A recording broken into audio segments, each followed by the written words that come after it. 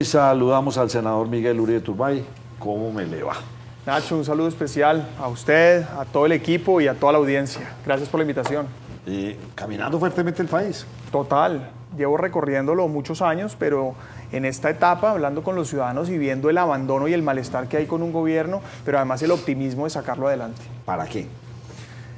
¿Para qué esta caminada? Si tenemos entendido en esta mesa que lo que vamos a hacer, lo que hay tentativamente es que José, en las elecciones a Cámara y Senado, ahí hacer de pronto una votación para que salga el candidato, una consulta para que salga el del CD. No es muy temprano. No, todo lo contrario. No, yo estoy recorriendo el país con el absoluto convencimiento de ser el próximo presidente de Colombia. Sí.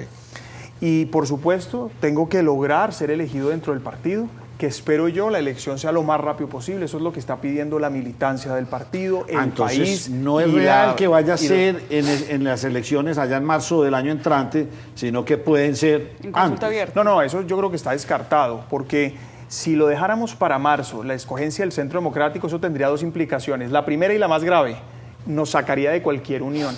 Colombia quiere unión. Hoy, María Andrea, lo que está en juego es el futuro de Colombia, no una candidatura individual, y tenemos que ser generosos. Y en ese sentido tenemos que estar abiertos a la posibilidad de una unión con todos los de un sector que defendamos democracia, iniciativa privada, libertad, etcétera, seguridad. Si nos vamos a marzo, Nacho, se acaba la posibilidad de una alianza con otros sectores, primero. Y segundo, destruiríamos el Congreso, porque el Congreso necesita tener un único candidato para que ese día pues tenga mayor, digamos, participación. Entonces yo creo que eso está descartado. Hay que buscar este año cuándo es el momento. Yo estoy proponiendo, como lo pide la gente, que sea lo más rápido posible, entre mayo y junio máximo, porque entre más rápido sea, primero hay más tiempo para recorrer el país y posicionar el candidato. Segundo, más tiempo hay para construir lazos de unidad con otros sectores afines. Tercero, más tiempo hay para recuperar las heridas o tensiones que pueda haber dentro del partido. Oiga, no, pero espere, déjeme meter aquí la cereza en el postre. Pero María Fernanda Cabal está en desacuerdo con esto. María Fernanda Cabal quiere que vaya que esa consulta se haga en marzo. Entonces ya empezamos a ver ¿Cómo se van a poner de acuerdo? ¿Cómo se van a poner de acuerdo? Y que se abra con voto de opinión. Pero aquí hay dos cosas. La primera es que ella efectivamente está de desacuerdo que se escoja rápido. Pero aquí yo creo que hay que reaccionar de acuerdo a lo que quiere la gente, los ciudadanos, la militancia del partido. Las bases del partido quieren que se escoja rápido, no tarde. Y segundo, la inmensa mayoría del país lo que quiere es unidad. No podemos ir en contra de eso. Es decir, pretender elegir al candidato del Centro Democrático en la consulta de marzo es no hacer parte de la unidad. Yo pregunto, ¿Colombia querrá eso? No. Segundo, está prácticamente descartado porque llegar allá, ya dije, no solamente nos deja por fuera, sino además le hace daño a las listas del Congreso. En ese sentido habrá que buscar cómo ponernos de acuerdo, José.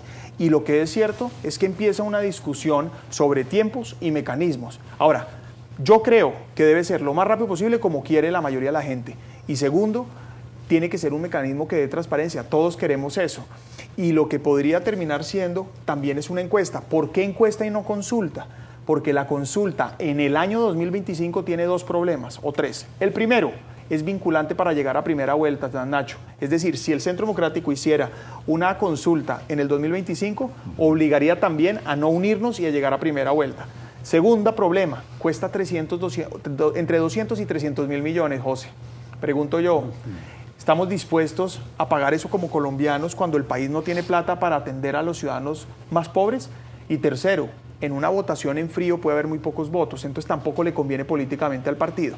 Entonces yo no veo no es que me guste o no, a mí me da lo mismo, yo estoy listo a competir en cualquiera, pero no veo que sea oportuno, ni posible, ni viable hacer una consulta. Conclusión, debemos buscar los mecanismos para hacer una encuesta transparente, por supuesto, con las encuestadoras que sean. A mí me da lo mismo.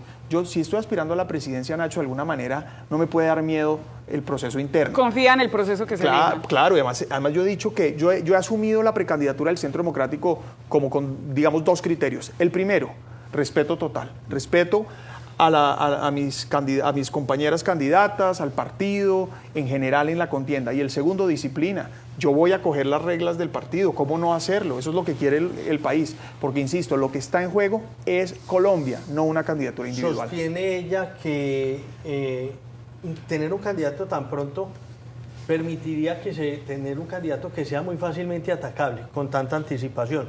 Sostiene ella que a las encuestas no se les cree y sostiene ella que si lo hacen en marzo, tienen la oportunidad de que haya una reposición económica que les permitiría llegar a potenciar la candidatura presidencial. José Fernando, primero, el tema de los ataques. Primero, ya nos están atacando, pero si yo no tengo rabo de paja, ¿por qué me tiene que preocupar? Es decir, los ataques los recibo hoy, los hemos recibido siempre, pero uno se puede arrimar a la candela cuando no tiene rabo de paja. Y es por eso que yo tengo la absoluta determinación que entre más rápido escojamos, con más contundencia tenemos la oportunidad de llegar. Porque además ya se adelantó la elección, hoy tenemos un montón de candidatos haciendo política y nosotros prácticamente con un grillete sin poder entrar a la contienda. Ayer ya lo fueron a Vargas Lleras. Bueno, por ejemplo. Lo segundo, usted dice, el segundo argumento que usted dio fue... Uno son los ataques, otro que no le crea las encuestas. Segundo, las yo, encuestas. lo dice ella. No, de acuerdo. Segundo, las encuestas. Mire, yo también veo el riesgo con las encuestas y entiendo las dudas sobre las encuestas. Pero lo cierto es que no veo otros mecanismos posibles. Insisto, no es que yo quiera, es que por los argumentos que aquí he planteado veo que termina siendo el camino que puede ayudar a dirimir esta elección. Pero lo cierto es que sí se puede buscar mitigar esos riesgos de dudas. Por ejemplo, todas las encuestas pueden ser presenciales. Segundo, todas deben ser grabadas, georreferenciadas, y tenemos que tener acceso a los informes. O sea, corregir el error que tuvieron en la vez pasada, donde quedaron muy cuestionadas esas encuestas. Pues Nacho, yo no estuve en ese momento, pero tengo entendido que no hubo errores. Hubo un malestar, malestar. Pero errores no. Según entiendo, esas fueron las reglas que aceptaron en su momento todos los candidatos. Perfecto. Que no les gustó el resultado final ya es otro problema. Sí. Pero el punto aquí es que podemos buscar todo lo que dé la mayor transparencia. Es que yo también quiero que sea transparente, todos queremos. Entonces sí entiendo las dudas sobre las encuestas, pero también sé que podemos tomar todos los correctivos posibles. Y frente al último argumento de la reposición de votos, lo que nosotros tenemos que llegar es con un candidato a esa consulta de marzo con otros sectores para empujar la lista al Congreso, que va a ser fundamental. Los colombianos no pueden perder de vista que el Congreso hoy más que nunca es importante, ya lo vimos. Necesitamos que el Centro Democrático sea la primera votación, entonces empujar la lista del Centro Democrático y participar en una consulta donde daría reposición. Si ese fuera el argumento, igual vamos a participar en una consulta, pero la consulta no puede ser entre nosotros, debe ser con otros sectores para unir, ojalá ganar en primera vuelta y garantizar sacar a este gobierno. Permítame, le hago la última que tiene referencia con ella, porque la entrevista es con usted y no con ella. Ella dice que el Centro Democrático tiene más o menos unos 50 congresistas. Eventualmente, ¿usted cree que esos 50 congresistas que tiene el Centro Democrático, hoy a usted cuántos lo están apoyando? El Centro Democrático tiene 28 congresistas. O podría tener potencialmente. Dijo lo contrario, de que potencialmente en las próximas elecciones llegará a 50. No, yo le hablo de hoy. Hoy el Centro Democrático tiene 28 congresistas. Y yo no voy a entrar aquí porque la idea tampoco es generar un malestar entre nosotros como precandidatos. Sí. Pero la inmensa mayoría de la bancada ve con buenos ojos la participación, mi campaña y nuestra campaña. Pero el punto central es que usted acaba de dar en el punto. Nosotros no podemos hacer una lista al Congreso con 2 candidatos a la presidencia o 5 candidatos a la presidencia, porque eso empieza a generar tensiones. Usted casi que con esa pregunta me está dando la razón. Entre más rápido escojamos, más fácil es construir las listas al Congreso y más unidad va a haber. Entonces, yo insisto, yo estoy detrás de escoger una fórmula que le dé la posibilidad a Álvaro Uribe, al Centro Democrático y a Colombia de tener un presidente que defiende la democracia, la libertad, la iniciativa privada y la seguridad. Y lo que yo propongo aquí es que asumamos un proceso transparente, pero que además responda a la petición de los colombianos. Insisto, las bases del partido, la bancada del partido y la mayoría de los colombianos que quieren candidatos rápido. Y lo que usted está diciendo en el fondo es, y eso se podría prestar para uno poder hacer alianzas a futuro y llegar con un candidato mucho más consolidado a esa elección. Claro, Nacho. Ahora, yo lo que pienso es que las alianzas se irán construyendo en el tiempo y que el momento de estar disponible para hacerlas es la consulta interpartidista en marzo, el mismo día de la elección, la que ganó Fico, la que ganó en su momento Petro a Francia, la que ganó Iván Duque a Marta Lucía y Alejandro Ordóñez. Esa es en la que tenemos que participar. Ahora, ¿con quién hacerlo? Bueno, esa será la discusión del camino, en donde yo sí creo. La mayoría de la coalición tiene que ser con personas, pues evidentemente que representen una nueva forma de hacer política, una política moderna, cero corrupción, cero petrismo. María Andrea. Senador, el presidente Gustavo Petro le envió una carta a los presidentes de las Cortes justamente para poderse reunir con ellos. ¿Qué buscaría en esta reunión? ¿Qué aproximación hace usted justamente a esa intención? Pero ya sabemos que el de la Corte Constitucional dijo, no, yo no voy a ir por allá. Es evidente que el presidente Petro ha tenido toda serie de desplantes con la rama judicial, pero no solo desplantes, ataques, ha sido agresivo, ha descalificado las decisiones, toda aquella decisión que no le conviene la descalifica y la cuestiona. Y en ese orden de ideas, yo creo que las Cortes ven el riesgo institucional que representa esa actitud. Ahora, Petro debe estar en aras, digamos, con el propósito, debe estar buscando resarcir de alguna manera ese daño y buscar construir un escenario, diría yo, apropiado, indicado para las propuestas que vienen. Recordemos que Petro tiene en el tintero una constituyente. Ojo, ha dejado de hablar de ella, pero la tenía en el tintero y la tiene en el tintero. Y sus congresistas están promoviendo la reelección. Entonces, ese riesgo sigue latente. Esa puede ser un tema de conversación. Segundo, los decretos de conmoción interior y todo este tipo de decretos que después tienen un control de constitucionalidad. Y al final, de alguna manera, todas las acciones del gobierno tienen controles independientemente si son de la Corte Constitucional o en su defecto del Consejo de Estado. Entonces puede estar en aras de construir esa relación para poder avanzar en su agenda. Pero lo cierto es que la Corte Constitucional, la Corte Suprema y el Consejo de Estado han sido a todas luces un freno de mano a las arbitrariedades de este gobierno. Y yo celebro que sea así. Finalmente la justicia debe ser un freno de mano para aquellos presidentes que buscan destruir las instituciones. ¿Será que el tema que vamos a tener ahora en campaña vuelve a ser el tema de la seguridad? ¿Volvemos a retomar? ¿O cuál es esa propuesta disruptiva que vamos a tener o que va a tener usted como candidato para el país? Porque ya sabemos, la seguridad en el país está descompuesta, su máxima expresión. ¿Será ese el caballito de batalla? Es la prioridad, Nacho. Pero es la prioridad porque estamos viendo hoy un país muy parecido a ese pasado al que no queremos regresar. Mire, los que hemos vivido el dolor de la guerra y el dolor de la muerte no queremos volverlo a vivir. Y yo no estoy dispuesto a resignarme a vivir gobernados por el terror. En el Chocó hoy se están suicidando niños y jóvenes para no ser reclutados. Por primera vez en la historia, lo dice la gobernadora del Chocó, el Chocó está tomado por el ELN. No se puede transitar por las vías sin pipetas y banderas de este grupo criminal. El Catatumbo, 55.000 desplazados, eso no lo habíamos visto nunca. Cúcuta. El Bajo Cauca, Cúcuta, el atentado ahora terrorista en Cúcuta, los ataques en drones en Popayán, el Bajo Cauca antioqueño totalmente perdido. Senador, pero eso ya lo sabemos y todo el pueblo colombiano lo sabe, sí. Por eso es el tema central. A mis hijos, por ejemplo, que están jóvenes, no les tocó esa época de la violencia. Sí, pero les está tocando esta. Sí, les está tocando esta, pero no juntan la una con la otra. ¿Cuál es esa otra propuesta? ¿Cuál es el futuro de este país? Pues porque nos quedamos hablando de seguridad. ¿Cuál es esa propuesta que de pronto usted está entendiendo? Hombre, tenemos una periferia de este país que hizo un llamado de atención muy grande en las anteriores elecciones. ¿Cuál es el deber ser y el mandato constitucional? El presidente tiene que trabajar en eso, lo tiene que hacer. ¿Y cuál es el futuro?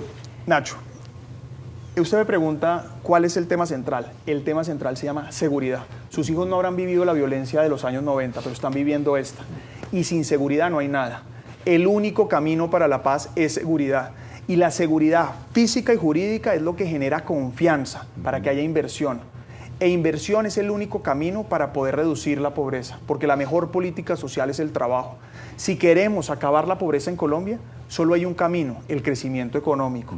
Y para que haya crecimiento económico, empresas, emprendimientos, inversión extranjera, tiene que haber seguridad. Por ejemplo, el Urabá antioqueño puede ser un polo de desarrollo nacional, pero sin seguridad es imposible. Se está haciendo Puerto Antioquia, va a hacerse Puerto Picicí, van a hacerse 3 puertos más Túnel del Toyo, hay que volver el aeropuerto de apartado, un aeropuerto de carga internacional, y el Urabá antioqueño se vuelve el epicentro para traer, por ejemplo, empresas japonesas, coreanas, asiáticas, europeas, para poder invadir el mercado americano, mexicano y latinoamericano.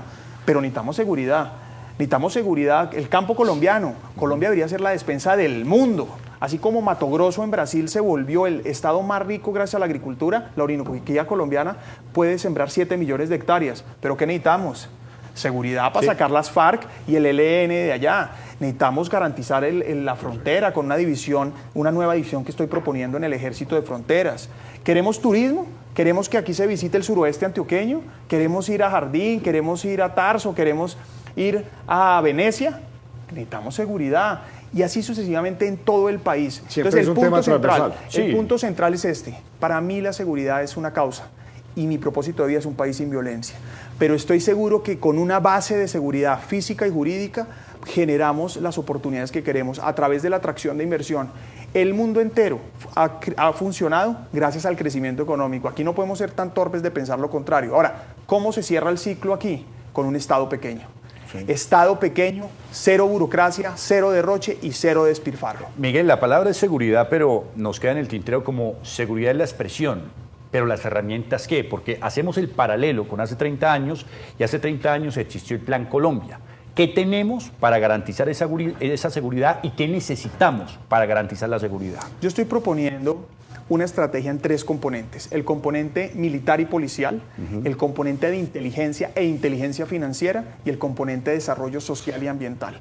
Porque para estabilizar las zonas se necesita el componente social. Nosotros no podemos pretender que la seguridad solamente es el control represivo del Estado. Pero sin duda, si no desplegamos la fuerza del Estado, es imposible lograrlo. Entonces necesitamos fortalecer todas las capacidades del Ejército y de la Policía. Para eso he propuesto primero reincorporar a los mejores hombres y mujeres oficiales y suboficiales que este gobierno ha sacado por capricho o por persecución política, sin afectar la carrera de los activos. Segundo, invertir la plata que sea necesaria en las capacidades. Claro que vamos a buscar un nuevo Plan Colombia. Yo particularmente tuve el placer de ser invitado a la posesión del nuevo presidente de los Estados Unidos. Durante meses ya he venido construyendo una relación con los congresistas, tanto el Partido Republicano como Demócrata, con el propósito de recuperar la inversión en materia de seguridad y podemos ser un aliado de Estados Unidos en migración y drogas. Tenemos que restablecer las relaciones con Israel y con las agencias de inteligencia que este gobierno ha destruido. Tenemos que trabajar en inteligencia financiera. Por ejemplo, tenemos una herramienta poderosísima que es la UIAF, la Unidad de Información y Análisis Financiero, para identificar transacciones de lavado de activos, transacciones internacionales, flujo de pago de la cadena de narcotráfico. Sabemos dónde están y dónde los podemos coger. Hay que trabajar con eso. Y por último, hay que combatir el narcotráfico. Y conmigo vuelve la aspersión de glifosato. Hoy tenemos 300.000 hectáreas de coca. Hay que combatirlas. Pero ojo, con el programa más ambicioso de sustitución de cultivos. Donde hubo una mata de coca, va a haber una mata de cacao, una palma, una mata de plátano, una mata de café, de limón Tahití, de aguacate Hass, porque no podemos resignarnos a que sea el narcotráfico el que gobierna el país. 2 preguntas.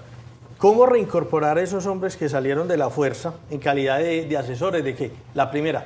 Y la segunda, el presidente de la República en la reunión con gobernadores estigmatizó al gobernador de Antioquia por la manera en la que afronta la seguridad, según el presidente, asociándola con muertos. ¿Qué opina usted al respecto? Pues que es paradójico que los que han sido asesinos hablen de paz y acusen a quienes hemos estado en la legalidad de violentos. Es esa la historia que nos quieren contar, quieren reescribir el pasado y no lo podemos permitir. Es que es histórico el momento que estamos viviendo. Tenemos que ganar porque aquí estamos enfrentando el socialismo contra la libertad. Estamos enfrentando la impunidad contra la seguridad. Y yo insisto, la paz no es impunidad y la seguridad no es guerra. La seguridad no implica represión, la seguridad no implica más violencia. Así que todo mi apoyo y solidaridad con el gobernador de Antioquia. Tengo que confesar que cuando vi la respuesta del gobernador rápidamente le escribí al gobernador felicitándolo. Porque la verdad es que esos son los pantalones y la valentía que se necesita para enfrentar a estos gobiernos.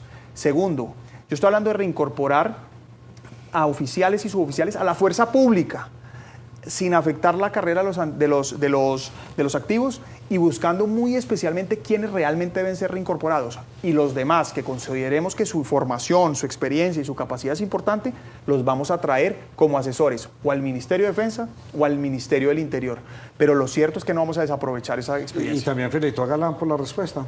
También. Sí, porque le salió con datos. O sea, Bogotá no iba a estar en cero de agua. Bogotá, el metro se va al mismo tiempo por arriba o por debajo. A Galán para hacer. Sí. A Galán no lo escribí, pero me gustó su respuesta. Ah, bueno, perfecto. Venga. La verdad es que así se enfrenta esto. Dato mata relato.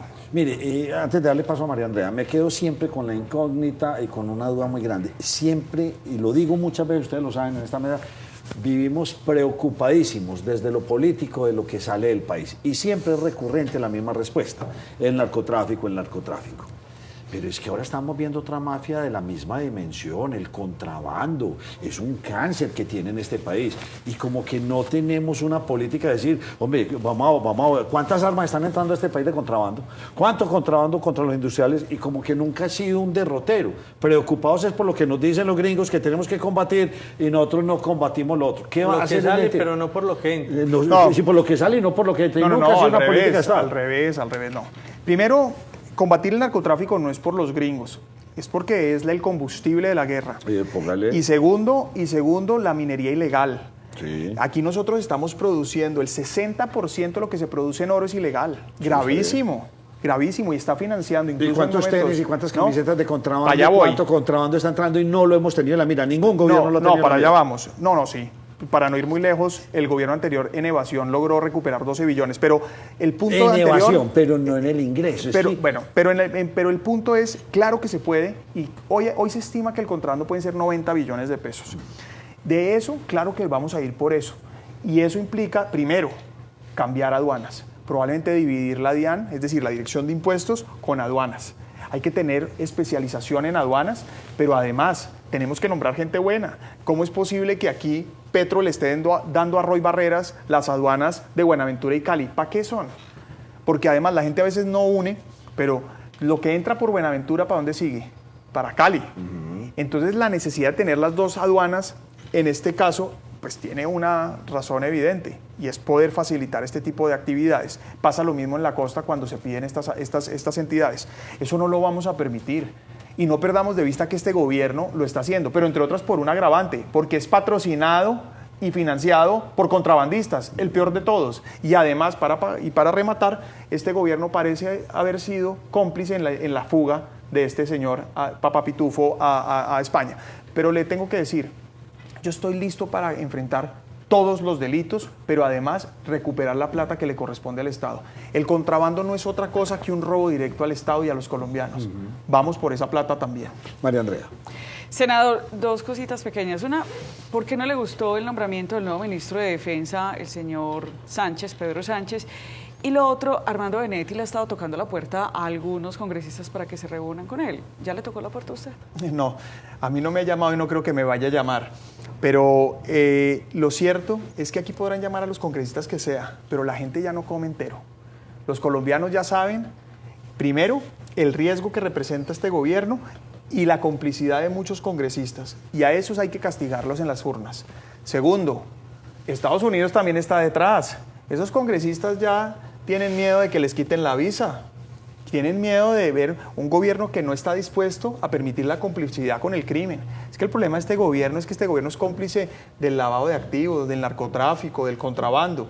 Entonces aquí hay un riesgo de los congresistas que lo apoyan. Segundo, yo respeto a todos los generales de la patria, a todos. Y creo que han prestado un servicio invaluable, son años de servicio. Pero lo cierto es que el nombramiento del general Pedro Sánchez, recientemente ascendido, pues genera una complejidad y complica la situación en la fuerza pública. Primero, porque de encima de él hay 30 generales con mayor antigüedad. Y la línea de mando, la jerarquía en la fuerza militar está absolutamente relacionada con la antigüedad. Es gracias a eso que nosotros tenemos además unas fuerzas militares absolutamente subordinadas a la Constitución, porque hay jerarquía, porque hay mando, porque hay una subordinación a la ley, al Estado de Derecho. Cuando empiezan a darse estos cambios, pues primero empieza a haber incertidumbre. ¿Y aquí qué puede pasar? Por un lado, si se van los 30 generales que son más antiguos que el nuevo ministro de Defensa, hay un problema grandísimo. ¿Cuál? Que se pierde una capacidad estratégica de la fuerza pública. Pero si se quedan, no solo es un mal mensaje del presidente Petro, otro mensaje malo a la fuerza pública, sino también puede haber dificultades en la línea de mando. Conclusión, no era conveniente. Pero al final yo los quiero invitar a que no nos centremos en el nombramiento del ministro de Defensa. Aquí no importa quién sea el ministro de Defensa. El comandante en jefe de las fuerzas militares es Gustavo Petro. Y a Gustavo Petro no le interesa combatir la criminalidad. El mayor responsable de la violencia que hoy estamos viviendo es el presidente Petro. Pero qué pena hacer una pregunta que ya hice, pero ¿por qué darle varilla en todo a Petro? Aunque yo considero que hay mal que bien él está reconociendo que en el tema de seguridad las cosas se están haciendo mal y nombrar una persona que viene de las fuerzas militares es reconocer que las cosas se están haciendo mal y que sobre el final del gobierno van a cambiar. Primero, no van a cambiar, porque insisto, el problema de fondo es que Petro fue elegido y apoyado por los criminales en Colombia. Y toda su política se ha basado en la paz total, que no ha hecho una sola mención de que va a cambiar la paz total. La paz total es la propuesta central de este gobierno, que no es otra cosa que las políticas de impunidad que han fortalecido al ELN para tomarse el Catatumbo, al ELN para tomarse el Chocó, al Clan del Golfo en todo el norte del país, volvió inviable por completo el Cauca. Entonces, Gustavo Petro no está reconociendo que él es el responsable de esto. Él está asumiendo que hay unos problemas hoy que además no se los atribuye a él. Se los atribuye a la historia, se los atribuye a factores exógenos al gobierno. Entonces, eso lleva a decir que el problema de fondo es Petro, primero. Segundo, que Petro reconozca, cosa que no está haciendo, no es suficiente. Aquí necesita tomar medidas concretas. Y lo que a mí, yo tengo que reconocer una cosa, lo que a mí sí me gusta del nombramiento es que haya abierto la puerta para que vuelvan militares al Ministerio de Defensa. Imagínense por un minuto que esto lo hubiera hecho Iván Duque, Álvaro Uribe o Juan Manuel Santos. ¿Qué hubiera dicho Petro? No, gobiernos fascistas, gobiernos represivos, autoritarios. Ya después de esto queda claro que es legítimo volver a nombrar militares en el Ministerio de Defensa, cosa que puede ser necesario. Ahora, yo insisto, el problema de fondo no es el señor Pedro Sánchez, a quien no conozco. Lo que estoy diciendo es la complejidad que ustedes han visto y la incertidumbre que generan las fuerzas militares, por lo que ya expliqué. Y lo segundo es que el problema de fondo no es el ministro, es Petro. Petro no le interesa combatir la criminalidad. Son los mismos con las mismas. Vienen del mismo lado y van juntos para el mismo lado. ¿Lo peor ya pasó o qué podemos esperar ya que tiene el gobierno con el sol a sus espaldas? Yo creo que siempre puede ser peor. Con Petro siempre puede ser peor. Además, yo lo conozco bien. Se lo he dicho aquí varias veces, Nacho. Yo fui concejal y presidente del consejo cuando Petro fue alcalde. Cada día de Petro en la alcaldía fue peor que el anterior. Si me permiten una similitud con el exalcalde aquí, Daniel Quintero. Yo pregunto, ¿Daniel Quintero en algún momento dejó de ser menos malo que antes? No, por el contrario, a medida que avanzaba se profundizaban los escándalos, había más corrupción, había más dificultades. Pasa lo mismo, pero además esto se agrava, ¿por qué? Porque Petro se radicaliza, se queda sin gente que nombrar, empieza a nombrar activistas como estamos viendo, como estamos viendo. Tercero, acude a las peores prácticas, la corrupción, la mermelada, para poder tener gobernabilidad. Y por último, como tiene un desespero de conseguir votos, lo que está tratando de hacer es una irresponsabilidad fiscal con subsidios, con regalar plata. Entonces tenemos un cóctel molotov en la inseguridad. Tenemos un problema gigantesco en las finanzas públicas por esa irresponsabilidad fiscal y populismo. Tenemos unas bombas que se nos van a estallar. Energética, el tema energético que está a punto de ser un apagón, el problema del gas, que a propósito voy a hacer un control político precisamente porque las tarifas del gas y el desabastecimiento. Tenemos una bomba atómica que es la salud, que es el problema principal de los colombianos y no de los más ricos, porque el más rico puede que se le encarezca la salud, pero la paga. El problema son todos los colombianos que no tienen otra posibilidad diferente que depender del régimen subsidiado, que antes era uno de los mejores del mundo, hoy empieza a tener unos problemas que se notan.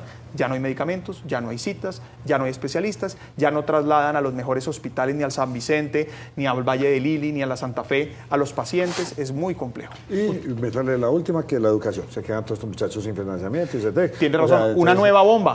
Crecen los intereses del ICETEX. Sí, entonces una promesa también incumplida. José. Usted nos ha manifestado acá en intervenciones pasadas que usted es un experto en Petro.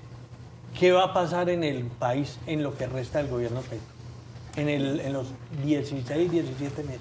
Le decía, Petro se va a radicalizar, cada vez va a nombrar más activistas, va a hacer más política y menos gobierno cada vez, como lo hemos venido haciendo.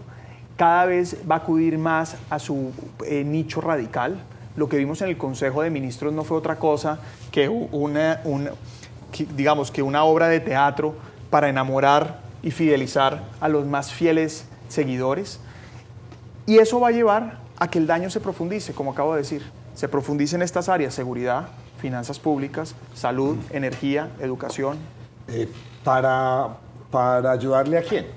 ¿Será que el candidato de él ahí va a ser un santista, un petrosantista como Roy Barreras? ¿Hacia dónde apunta toda esta convergencia y todo ese trabajo que va a hacer en este tiempo que le queda? ¿Quiénes son las cartas? En su cabeza y corazón, él quisiera estar en el tarjetón otra vez, cosa que hoy no veo posible. Y su trabajo político, su legado político, su capital político va a estar dividido en dos facciones: la radical y lo que usted llama petrosantismo, que son aquellos ministros que estuvieron cercanos al gobierno de Juan Manuel Santos y que hoy han sido las fichas claves dentro del gobierno Petro. Esos son Roy Barreras, Cristo, Mauricio Liscano, Luis Gilberto Murillo, Alfonso Prada y otros. Ahí hay un nicho. Y el segundo son los radicales: María José Pizarro, Bolívar, Daniel Esquinteros, Alexander López, bueno, toda esa expresión. Yo supongo que eso va a tender a unirse en una consulta y pues van a escoger uno.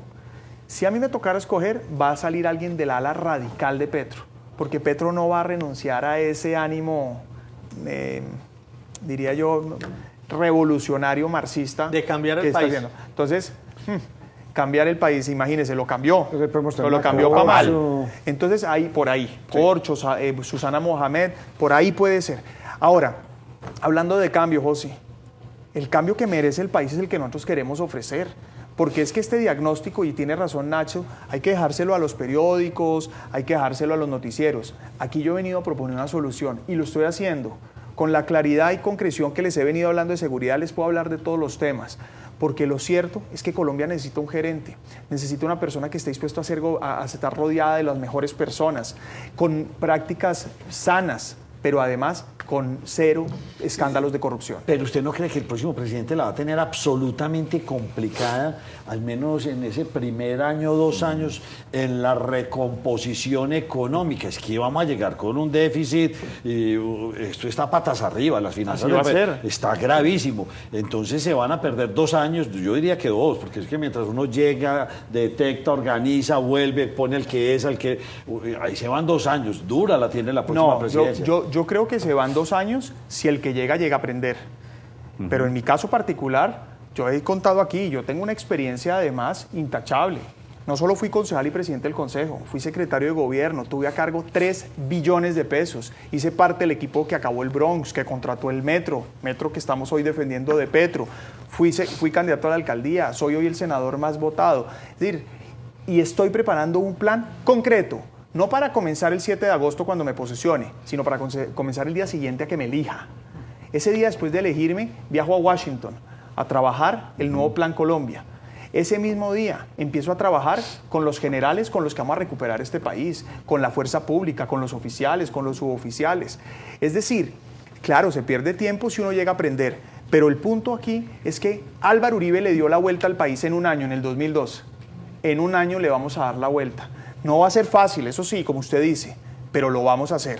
Vamos a reducir el tamaño del Estado, vamos a acabar el Ministerio de la Igualdad, vamos a reducir las OPS que este gobierno ha entregado para hacer politiquería, vamos a fusionar entidades, vamos a acabar duplicidad de funciones de las entidades para reducir costos, vamos a buscar focalizar recursos en grandes agendas y no despilfarrarlo en pequeños proyectos que a nadie beneficia.